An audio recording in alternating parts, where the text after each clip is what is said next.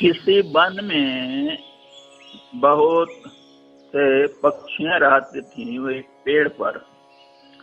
तो वो पेड़ बहुत हरा भरा था, उसकी छाया में सब खेलती कूदती थी, शाखाओं में घोंसला बनाकर रहती थी, खाती पीती थी, बड़े सुख से रहती थी। और दैव की ऐसी लीला, वहां अनावृष्टि हो गई।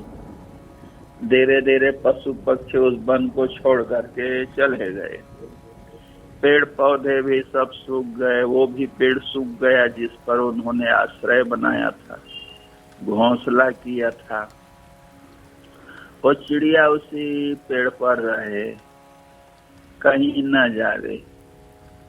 और काफी दिन हो गए तो राजा इंद्र उसकी दशा को देख करके द्रवित हो गए। वहां पर आए, उन्होंने उस चिड़िया से कहा कि हे चिड़िए, सभी तुम्हारे साथी लोग, बंधु भाई लोग, पशु पक्षी और जो थे इस वन को छोड़ के चले गए, और तुम इस ठूंठ पेड़ पर क्यों बैठी हो? तुम भी छोड़ के कोई ऐसी जगह चली जाओ जहाँ तुम्हारा आराम से गुजर बसर हो सके। तो चिड़िया को उन्होंने बहुत समझाया कि इसको छोड़ दो, चली जाओ। तो उसने कहा कि इंद्रदेव देखिए, तो एक समय था ये हरा भरा था, तो इसने हमें आश्रय दिया, इसी के डगाल में हम लोग रहे और इसके डगालियों में फुदकते थे, कूदते थे, बसंत ऋतु में गीत गाते थे, फूल पत्तियों के सुगंधियों को ग्रहण करते थे, फलों को खाते थे। कितना उपकार इसने किया हमारा। आज उस पर विपत्ति आई तो और लोग भले छोड़कर चले गए, लेकिन समझदार प्राणी को तो नहीं छोड़ना चाहिए। भगवान ने मुझे बुद्धि दी है तो मैं इसे क्यों छोड़ दूं? इसी के संग मैं भी शरीर को छोड़ दूंगी। उसके इस विचार को सुन करके महाराज इंद्र बड़े प्रसन्न हुए। प्रसन्न होकर के उन्होंने अपने हाथ में जो अमृत था उस पेड़ पर छिड़क दिया। वो हरा भरा हो गया।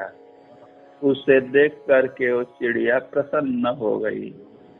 कितना प्रसन्न हुई होगी, अब आप लोग सोचिए। आनंद के मारे उसके सब रोए रोए खड़े हो गए। उसने इंद्रदेव को प्रणाम किया और कहा कि थोड़ी और कृपा कर दीजिए, इस वन में पानी बरसा दीजिए। आप तो मेघों के स्वामी हैं, वृष्टि करते हैं, ताकि हमारे जाति भाई लोग भी यहाँ आ जाएं। उसकी प्रार्थना को सुनकर वो प्रसन्न हो गए कि ये अपने लिए तो नहीं कह रही है, परोपकार के लिए कह रही है। तो उन्होंने वर्षा कर दिया। तो सब पशु पक्षी आकर के फिर से वहां भर गए और जंगल आबाद हो गया, संपन्न हो गया। देखिए इस पक्षी में कितनी कृतज्ञता थी। कृतज्ञ होना ये मनुष्य का बहुत बड़ा ईश्वरीय गुण है। कृतज्ञ उसको कहते हैं जो किए हुए उपकार को जाने, भूले नहीं। कृत कहते हैं जो किया हुआ है। अज्ञ कहने वाला, ज्ञ का अर्थ है जानने वाला, याद करने वाला, स्मरण करने वाला।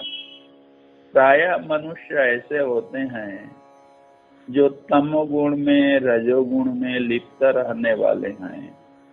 वो लोग यही करते हैं कि किसी ने उपकार कर दिया, दया कर दिया, भलाई कर दिया, तो बाद में भूल जाते हैं। उसको ऐसे भूलते हैं जैसे थूकने और खंखारने के बाद फूंक खंखार को छोड़ के आदमी आगे बढ़ जाता है, उसको देखते भी नहीं है। तो ये दुनिया में अधिक करके ऐसे ही लोग हैं जो किसी ने अपने ऊपर दया किया, भलाई किया, उपकार किया, अपना सब कुछ न्यौछावर कर दिया, उसके चलते अपनी तपस्या दे दी हो, अपना धन दौलत भी दिया हो, उसको भूल जाते हैं। जो लोग भूल जाते हैं वो लोग पशु योनि में जाते हैं, अज्ञान योनि में जाते हैं। प्रकृति उनका मदद नहीं करती है। तो मनुष्य को चाहिए कृतज्ञ होना। पहली कृतज्ञता तो यही है, जो माता पिता ने हमें पाल पोस कर बड़ा किया, तो उनके किए हुए उपकार को कभी नहीं भूलना चाहिए और अधिकाधिक अपना कष्ट उठा करके भी उनकी सेवा शुश्रूषा करे। ये मनुष्य का बहुत बड़ा गुण है जो ऐसा करते हैं। दूसरे में जिन्होंने आपको ज्ञान दिया होगा, गुरुजन हैं, अथवा किसी ने उपकार किया होगा, किसी भी प्रकार के विपत्ति के समय में मदद किया होगा, उसको हमेशा याद करें, अपने मुख से भी कहे, जो कुछ हूँ इन्हीं के कृपा से, इन्हीं के बदौलत मैं खड़ा हूँ। इस प्रकार से उनके प्रति कृतज्ञता व्यक्त करनी चाहिए। कृतज्ञ होना एक प्रकार का बहुत बड़ा दैवीय गुण है। ये धन्यवाद कह करके लोग अपने को टाल देते हैं। ये एक सामान्यतः एक बोलचाल की भाषा में घुस गई है। धन्यवाद भाषा, कुछ हो गया धन्यवाद, अब समझ लेते हैं कि तीसरी हो गई, हमारा कर्तव्य पूरा हो गया। तो ऐसा नहीं होना चाहिए। मनुष्य के जीवन में कई ऋण रहते हैं। पहला ऋण तो है अपने पितरों का, पूर्वजों का। दादा परदादा आदि न होते, माता पिता न होते तो ये शरीर कैसे मिलता। अब ये है, व्यक्ति मृत्यु के बाद भी उनके लिए जल तेल देता रहता है, जलांजलि देता है। ये सनातन धर्म में बहुत उत्तम रिवाज है। तो आप लोग भी प्रतिदिन जब भी स्नान तो करते ही हैं, स्नान करते समय उन पितरों के लिए जल तो दे ही दिया करिए। वैसे हर महीने में चतुर्दशी को श्राद्ध की अमावस्या आती है। श्राद्ध के, स्नान के, दान की अमावस्या कहलाती है। कभी कभी एक ही दिन दोनों पड़ जाते हैं, पूर्ण अमावस्या और श्राद्ध की अमावस्या, और कभी कभी अलग अलग होते हैं। तो उस दिन जो कुछ भी हो, थोड़ा समय निकाल करके पितरों को जलांजलि और थोड़ा बहुत श्राद्ध, जो कुछ भी घर में बना हो, देना चाहिए। आप लोगों को भी हमारी ओर से आदेश किया है, आग्रह कहिए, और शास्त्र की बातों का निर्देशन कहिए, शास्त्र की आज्ञा मानकर जरूर करिए। न कुछ आता है तो हे हमारे मातृकुल एवं पितृकुल के पितरों, आपके लिए यह हम जल दान कर रहे हैं, यह अन्न पान है, इसे ग्रहण करें। यही कह करके उनका नाम लेकर के जल घेर दे। और इस विधि को सीखना चाहिए। ये काम पुरोहितों का है, बताना चाहिए, पर उधर हमें लगता है पुरोहितों को पता है कि नहीं, कहा नहीं जा सकता। अब उन लोगों ने ये काम छोड़ दिया, तो आप लोग स्वतः कीजिए। आश्रम से संपर्क साध के इसे जानिए। ये हम इसलिए कह रहे हैं कि गृहस्थों के लिए दो चीज की बहुत ही प्रयोजनीयता है, आवश्यकता है, जिसे जन भाषा में दूध और पूत कहते हैं। पूत माने संतान, वंश परंपरा की वृद्धि। हर गृहस्थ वंश वृद्धि के लिए माने संतान लाभ के लिए सदा सजग रहता है। दूसरे में दूध, दूध का अर्थ है अन्न से, धन से। जिसके घर में अन्न धन न हो उसका घर व्यर्थ है। जिसके घर में अन्न धन मात्र हो लेकिन पुत्र न हो तो वो भी व्यर्थ है। तो गृहस्थ को पुत्र भी चाहिए, अन्न धन भी चाहिए। इन दोनों की प्राप्ति पितरों की आराधना से होती है। इसे कई बार मैं कह चुका हूँ, पुनः बतला रहा हूँ।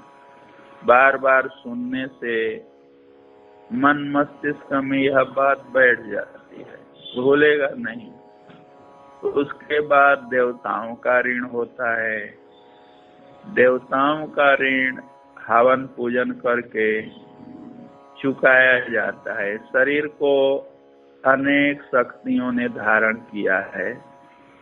दिशाओं की शक्तियां हैं, ग्रहों की शक्तियां हैं, लोकपाल की शक्तियां हैं, त्रिदेवों की शक्तियां हैं। हवन पूजन करके उन शक्तियों को तृप्त करें। आप लोग इस भावना से हवन पूजन मत करिए कि हमें स्वर्ग मिलेगा, पुण्य मिलेगा, ऐसा मत सोचिए। इस भावना से हवन पूजन करिए कि देवताओं का जो ऋण हम पर है वो ऋण से हम मुक्त हो जाएं। और हे देव शक्तियां, आप तो परमात्मा की ही कला हैं। आप लोग तृप्त होवें, प्रसन्न होवें, मुझे ज्ञान दें। ऐसे गुरु गोविंद की शरण में दें, ऐसे गुरु का सानिध्य दें जो हमें उत्तम दिशा देंगे, ज्ञान देंगे। उसी ज्ञान के सहारे हम भव सागर से तरेंगे, पार उतरेंगे। शास्त्रों में कहा है ये जप तप पूजा पाठ यदि कोई निष्काम भावने से करे, परमेश्वर की प्रसन्नता के लिए करे, तो उसे निर्मल बुद्धि की प्राप्ति होती है। निर्मल बुद्धि गुरु की सन्निधि से होती है। गुरु देव से प्रार्थना करे, तद विद्धि प्रणिपातेन परिप्रश्नेन सेवया। गुरुदेव को दंडवत करे, भक्ति भाव पूर्वक हाथ जोड़कर उनसे प्रश्न करके उस विषय को जाने, तो वो बतलाएंगे। जो ज्ञानी गुरु हैं, आत्मबोध जिन्हें हुआ है, वही इसके रहस्य को समझाएंगे। दूसरे में एक ऋण होता है ऋषियों का ऋण। ऋषि कहते हैं ज्ञान को। वेद ही ज्ञान है, तो आजकल वेद विद्या तो बंद हो गई। वेद विद्या का प्रचार ही खत्म हो गया। लेकिन ज्ञान जो कुछ संसार में है सब वेद का ही तो है। तो इसीलिए जो भी हमारे पास विद्या हो, जिस विद्या से हम अपना शरीर को, घर बार को, समाज को संचालित कर रहे हैं, वो सब वेद का ही ज्ञान है। तो ये ऋषियों का ऋण है। ऋषि का अर्थ ही वेद है, वेद माने ज्ञान। ऋषियों के ऋण से पूर्ण होने के लिए विद्या का काम किया जाता है। सीखे हुए विद्या दूसरे को सिखावे, बतावे, तो उस ऋण से व्यक्ति ऋण हो जाता है। तो आप लोग किसको सिखाएंगे, बताएंगे? बहुत जगह तो ऐसा है कोई विद्यार्थी पढ़ लिख रहा हो, वेद का अभ्यास करता हो, शास्त्रों का अभ्यास करता हो, तो उसके लिए यथासंभव सहायता गृहस्थ लोग करते थे। पुस्तकें दे देना, खान पान के लिए व्यवस्था करना, ये हम लोगों पर भी हुआ है उपकार। जब विद्याभ्यास करते थे तो कई सज्जन लोग दे देते थे, पुस्तक, कापी, वस्त्र, भोजन पानी का प्रबंध करते थे, जिससे वेद विद्या की रक्षा हुए। आज उन लोगों के उपकार के कारण ही हम लोगों को कुछ ज्ञान हुआ, उसी ज्ञान का कुछ अंश आप लोगों को भी सुनने को मिलता है। भविष्य में ऐसा कुछ आप लोग करिए कि उस आश्रम में भी वेद विद्या का अध्ययन अध्यापन हो। 2-4 छात्र ही सही, धीरे धीरे कोशिश करिए, तो जो ये काम करते हैं उनका ज्ञान उत्तरोत्तर बढ़ता है। उत्तरोत्तर का अर्थ है अगला अगला जन्म, अगले अगले जन्मों में उसका निर्मल ज्ञान होता है। तो ये सब जो कुछ है कृतज्ञता के फलस्वरूप होता है। आप देखिए, जो लोग कृतज्ञ होते हैं, कोई लोग भगवान की शक्ति को, दया को, कृपा को स्मरण करते हैं, याद करते हैं, भगवान उन पर प्रसन्न होते हैं और वो शक्ति, वो अवसर जिससे अपनी रक्षा सुरक्षा हो, अधिकाधिक को देते हैं। आप लोग स्मरण करें महाभारत काल का। महाभारत के समय में भगवान श्री कृष्ण यदुवंशियों के साथ प्रभास क्षेत्र चले गए और वहां युद्ध हुआ। उन्होंने सबको मार डाला।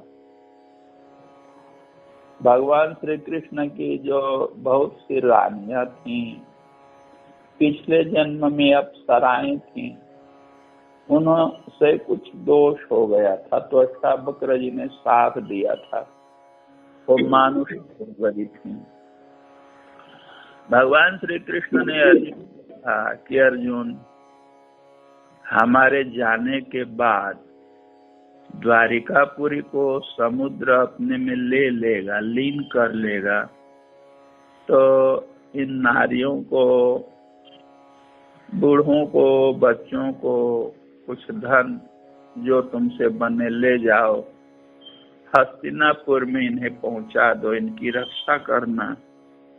लेकर के वो आ रहे थे, बीच में ही ग्वाला लोगों ने, आभीरों ने, लुटेरों ने उन नारियों को लूट लिया, धन को लूट लिया। अर्जुन वही थे, उनका गांडीव भी वही साथ में था, तरकस में भी बाण था, लेकिन गांडीव धनुष पर डोरी नहीं बांध सके। डोरी बांधेंगे तब न दुर्जनों पर तीर चलाएंगे। देखते रह गए, कुछ नहीं कर सके। देखते देखते सब उन लोगों ने लूट लिया और वहां से दास होकर के, दुखी, बहुत विषादग्रस्त होकर के आए, अपने भाई के पास में खड़े हो गए। तो उन्होंने पूछा कि आज इतना उदास हो, क्या तुमने कोई ऐसा काम किया जिससे सिर उठा के मुझे देख नहीं पा रहे हो? किसी को वाणी दे करके, वचन दे करके कि मैं तुम्हारा यह काम करूंगा और तुम नहीं कर पाए, वचन झूठा हो गया इसीलिए उदास हो, या किसी की रक्षा नहीं कर पाए, आदि आदि उन्होंने पूछा। तो अर्जुन ने चित्कार मार करके कहा, हम समझते थे कि जो कुछ बल है, बुद्धि है, विद्या है, हमने तपस्या करके पाया, हे मेरे भ्राता, हे धर्म प्राण, वो सब मेरा अहंकार झूठा था। हम लोगों में कोई न बुद्धि है, न बल है, न विद्या है। जो कुछ था परमात्मा का था।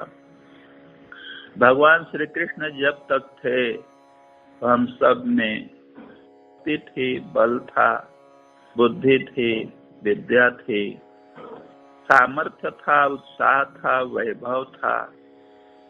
ऐसे ही जैसे सूर्य के रहने से दिन होता है और सूर्य के छिप जाने से दिन भी छिप जाता है, अंधकार में संसार डूब जाता है। श्री कृष्ण भगवान चले गए, अब हम लोगों के पास कुछ नहीं है। मैं उनकी रानियों को लेकर के आ रहा था, धन था साथ में, किंतु उन सबको लुटेरों ने लूट लिया। मेरा गांडीव, मेरी वही भुजा, वही तरकस और वही अर्जुन, सब कुछ तो वही था, परंतु इन सब के भीतर जो कार्य करने वाला था वो परम पिता परमात्मा का जो सामर्थ्य था, वो सामर्थ्य चला गया। भगवान श्री कृष्ण हमें छोड़ दिए तो कोई काम नहीं आया। इस संसार केवल एकमात्र परमात्मा से संचालित हो रहा है। मैं इसीलिए दुखी हूँ, ये दुख कहाँ सुनाऊं। उनके चरणों में गिर गए। धर्मराज ने कहा कि बस उस शरीर को अब छोड़ देना चाहिए, उस संसार को छोड़ देना चाहिए, उस भूमि को छोड़ देना चाहिए जहाँ पर परमेश्वर का सानिध्य न हो। तो अब हम लोग इस शरीर को रख करके क्या करेंगे? जिस शरीर से परमात्मा का सानिध्य नहीं मिल रहा हो, तो हम लोग चलें और इस धरती से हम लोग अपना नाता तोड़ लें। अपने वंशज परीक्षित जी को उन्होंने राज सिंहासन पर बैठा दिया और सब हिमालय पर शरीर को छोड़ने के लिए चले गए, शरीर को गलाने के लिए चले गए। देखिए, अर्जुन चाहे पांडव अथवा जो भी इस संसार में, वो सब में एकमात्र परमात्मा की शक्ति ही कार्य करती है। तो उन लोगों ने इस बात को जाना, कृतज्ञता से भर गए, अकृतज्ञता से भर गए, उनके गुण को, सहायता को, उपकार को स्मरण करते हुए फिर हिमालय में चले गए। जो लोग इस संसार में परमेश्वर को भूल जाते हैं, उन लोगों के पास में कुछ नहीं रह जाता है। ये शरीर मनुष्य का एक दिन तो चला ही जाएगा, ये कहने की बात नहीं, सब जानते हैं, पर हर आदमी यही समझता है कि मैं नहीं जाऊंगा, मुझे बहुत दिन जीना है। अभी मरे हुए को देख करके उससे लगता है वो मरने वाला था, मर गया, मैं नहीं मरूंगा, वो यही समझता है। तो वो आदमी भूला हुआ है, कृतज्ञता से वो व्यक्ति भर जाता है, जो प्रतिक्षण भगवान के दिए गए सामर्थ्य को और दिए हुए साधन सामग्री को उनकी बड़ी भारी कृपा समझकर अहर्निश उनका गुणगान करता है और निरंतर भगवान की स्तुति प्रार्थना करता रहता है। तो ये आप लोगों के सेवा में प्रस्तुत किया कि सबसे पहले उनके प्रति कृतज्ञ हमें बनना है, जिन्होंने इस मानव शरीर को दिया। यदि वो रक्षा न करते तो गर्भ में ही वो भ्रूण नष्ट हो सकता था, गर्भस्राव हो सकता था, कदम कदम पर वही रक्षा करते हैं। हम तो सो जाते हैं, रक्षा तो वही करते हैं। सदा सर्वदा उन्हीं की रक्षा है और उन्हीं की दी हुई बुद्धि है, विद्या है, सब कुछ उसी परमात्मा का ही दिया हुआ है। वही तो शरीर के भीतर प्रविष्ट होकर के श्वासों को चला रहा है। वही है शरीर के भीतर के नस नाड़ियों में, धमनियों में रक्त को, प्राण को दौड़ा रहा है। बोलने की शक्ति वही दिया है, सुनने की, देखने की, सूंघने की शक्ति उसी की शक्ति है। पेट के भीतर में जठराग्नि बन करके वही हजम कर रहा है। हाथों में सामर्थ्य बनकर वही देता है, लेता है, ग्रहण करता है। चरणों में प्रवेश करके वही एक एक कदम आगे बढ़ाता है। वही सब प्रकार से हमें विश्राम भी देता है। सबसे बड़ी बात तो ये है कि धन दौलत, भाई बंधु, परिवार, सुंदर शरीर, बुद्धि, सब कुछ परमात्मा का दिया हुआ करके भी हम लोग उनका स्मरण नहीं करते हैं, तो हमसे बढ़ करके कृतज्ञ कौन होगा। दो शब्द है, कृतज्ञ है और कृतघ्न है। कृतज्ञ उसको कहते हैं जो किए हुए उपकार को स्मरण करके निरंतर अपने में उनके उपकार को याद करके हरनिश उनके प्रति धन्यवाद करता रहे। कृतज्ञ उसको कहते हैं जो पहले कहा था कि खखार के थूक देने से कोई उधर नहीं देखता है, थूकने के बाद आगे बढ़ जाता है। ऐसे ही जिन लोगों ने अपना उपकार किया, भलाई किया, उसको भूल जाना, तो जो लोग भूल जाते हैं उन्हीं को कृतज्ञ कहते हैं। कृतज्ञ व्यक्ति के लिए न तो इस लोक में उत्तम गति होती है और न ही परलोक में उत्तम गति होती है। कृतज्ञ व्यक्ति सब जगह दुत्कारे जाते हैं, सबकी दृष्टि में नीचे गिर जाते हैं कि बड़ा स्वार्थी आदमी है। ये तभी तक किसी से प्रेम करता है जब तक उसका स्वार्थ सिद्ध नहीं हो जाता। बड़ा मतलबी है, ऐसे उसके प्रति लोग कहते हैं। कृतज्ञ व्यक्ति के लिए समय आने पर पानी पानी नहीं हो पाता, अर्थात प्यास बुझाने वाला नहीं रहता। अन्न जो है भूख बुताने वाला नहीं होता। अपने ही भाई बंधु, अपनी नारी, यहाँ तक अपने शरीर से जन्मे हुए संतान पुत्रगण भी उस व्यक्ति को नहीं मानते हैं, उन्हें सहायता नहीं पहुंचा पाते हैं, क्योंकि वो कृतज्ञ है। तो कृतज्ञ व्यक्ति महापातकी होता है। दुनिया में पुण्यवानों में गिनती होती है जो कृतज्ञ होते हैं। कृतज्ञ व्यक्ति को पुण्यशाली कहा जाता है और सबसे पापी कृतज्ञ व्यक्ति को कहते हैं। कृतज्ञ व्यक्ति की सदा निंदा होती है। जो आदमी अपने ऊपर किए हुए दया को भी नहीं मानता, नहीं पहचानता, आगे चलकर प्रकृति उस पर होने वाली दया को भी हटा देती है, छांट देती है, दूर कर देती है। तो आप सबकी सेवा में इन वाणियों को, इन वचनों को उपस्थित किया, इसे ग्रहण करें। इसमें दो पुष्प मुख्य रूप से आए, कृतज्ञ और कृतज्ञ।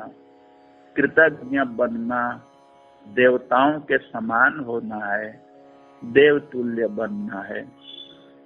और कृतज्ञ न होना, नीच अंधकार में पड़े हुए, तिर्यक योनि में पड़े हुए, अर्थात नरक कहिए, नरक को प्राप्त करना है। कृतज्ञ होना पशुता है, नीचता है। सबको जय जय सीताराम।